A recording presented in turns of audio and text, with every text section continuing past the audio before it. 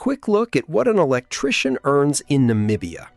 On average, an electrician in Namibia earns around $76,000 a year. After tax takes its share, your average electrician pay brings home $6,300. That leaves you with roughly $525 a month in take-home pay. While those are national numbers, working in a big city usually pays much better.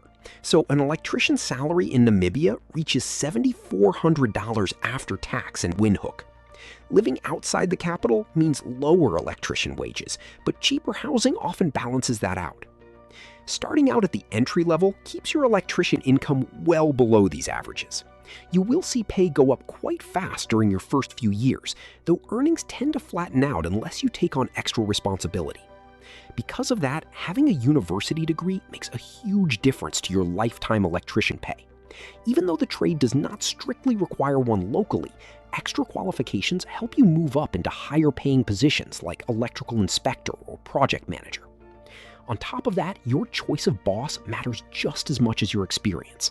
Small local workshops pay the least, whereas large national firms offer better rates, and international companies pay noticeably more than anyone else. Wondering how much does an electrician make in Namibia compared to other countries? Check out our channel for more salary breakdowns.